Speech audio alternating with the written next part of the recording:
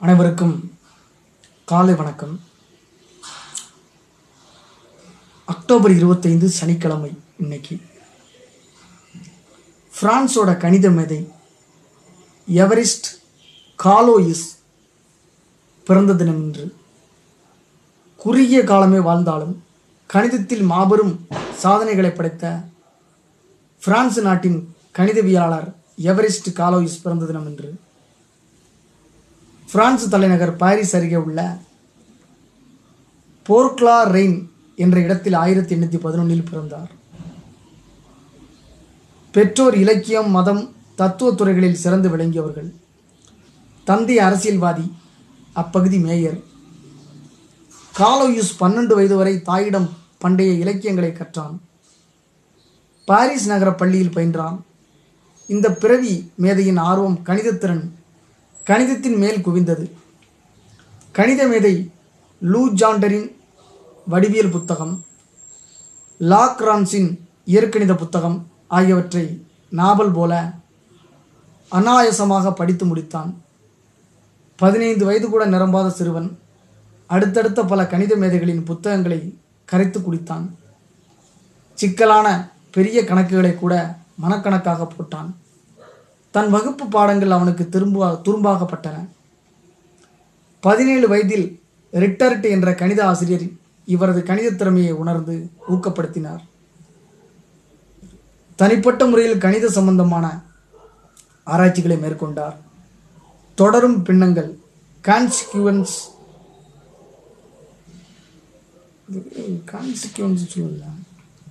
Sequence fraction பற்றிய தனது முதல் ஆய்வு கட்டுரையை 1829 வெளியிட்டார். அதாவது நம்ம கணித மேதைன்னா இந்தியாவில் ராமானுஜம் ஞாபகம் வரும். அதை தாண்டி வேற ஒருத்தருக்கு 19ஆம் நூற்றாண்டிலே இருந்திருக்கிறார். ராமானுஜம் 33 வயசுல இறந்துருவார். பட் இவர் கொஞ்ச நாள் உயிர் வாழ்வார்னு நினைக்கிறேன். ரொம்ப வருஷம் 1811 பிறந்தவர். இவரும் சீக்கிரமே இறந்துருவாரான்னு சொல்லி தெரியல. தொடரும் பின்னங்கள் பற்றிய தனது முதல் ஆய்வு கட்டுரை 1829 வெளியிட்டார். எகோல் பாலிடெக்னிக் கல்லூரியில் சேர தேர்வு எழுதினார். இவரது அபார திறனை கணிக்கும் அளவுக்கு தேர்வாளர்களுக்கு திறன் இல்லாதால் வெற்றி வாய்ப்பை இழந்தார். அரசியல் அவதூறு புகார் காரணமாக தந்தை தற்கொலை செய்து கொண்டார். இதனால் விரக்தியடைந்த போதிலும் கணித ஆராய்ச்சிகளை மட்டும் இவர் நிறுத்தவே இல்லை. தனது கண்டுபிடிப்புகளை பிரெஞ்சு கணித அகாடமிக்கு அனுப்பினார்.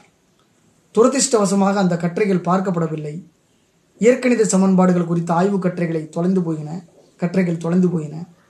இதனால் சுணக்கம் அடைந்தவர் கணித ஆய்வுகளை நிறுத்திவிட்டு அரசியலில் இறங்கினார். அரசியலில் விரோதங்களை சம்பாதித்ததால் மீண்டும் கணிதத்திறன் பக்கம் நாட்டம் செலுத்தினார். பல்லுறுப்பு சமன்பாட்டை விடுவிக்க துல்லியமான இயற்கணித தீர்வுகளை கண்டறிந்தார். இதற்கிடையே அரசியல் மோதல் காரணமாக 2 முறை கைது செய்யப்பட்டார். 1832 ஒரு நாள் இரவு மணிக்கணக்காக அமர்ந்து தனது கண்டுபிடிப்புகள் அனைத்தையும் தொகுத்து 60 பக்க கட்டுரை எழுதினார். அது பத்திரமாக தனது நண்பரிடம் போய் சேர்வதற்கான ஏற்பாட்டையும் செய்திருந்தார். காலோயிஸ் கணித உயில் என அழைக்கப்படும் இந்த குறிப்புகளை எழுதிய அடுத்த நாள் காலை முன்விரோதம் காரணமாக ஏற்பட்ட மோதலில் சுட்டு கொலை செய்யப்பட்டார். 21 வயசுலேயே இறந்துடுறார். கணித மேதை கூட 33 வயசு வரை இறந்திருப்பார். ராமானுஜம் அதை விட பெரிய கணித மேதை, அதை விட சீக்கிரம் போயிடுறார். காலோயிஸின் கண்டுபிடிப்புகள் 14 ஆண்டுகளுக்கு பிறகு பிரசுரிக்கப்பட்டு கணித உலகில் பரபரப்பை ஏற்படுத்தின. 20ஆம் நூற்றாண்டில் காலோயிஸ் சமன்பாடு, காலோயிஸ் குழு சமன்பாடு, நுண் இயற்கணிதம், காலோயிஸ் தொடர்புகள், காலோயிஸ் கோட்பாடு என குறிப்பிடப்பட்ட பல கணித தீர்வுகளுக்கு இவரது ஆய்வுகள் அடித்தளம் அமைத்தன. ரொம்ப ஒரு முக்கியமான ஆளுமைதான். சீக்வன்ஸ் ஃப்ராக்ஷனை பற்றி ஆராய்ச்சி பண்ணியிருக்கிறாரு. பிரான்ஸ் தலைநகரில் பாரிஸில் பிறந்திருக்கிறார். 1811 19ஆம் நூற்றாண்டு தொடக்கத்திலே பிறந்துடுறார். 1829 அப்போ அந்த தொடரும் பின்னங்களை பற்றி கட்டுரை வெளியிடுறாரு. 21 வயசில் இறந்துறாரு. 11, 21, 31 கிட்டத்தட்ட 18 வயசுலேயே கட்டுரை வெளியிட்டுறார். மாபெரும் ஒரு ஆளுமையை சந்தித்த மகிழ்ச்சியோட அக்டோபர் 25 சனிக்கிழமை நிறைவு பெறுகிறது. நாளை விடுதலை வீரர் பத்திரிகையாளர் ஒருத்தரை பார்க்க இருக்கிறோம். நன்றி, வணக்கம்.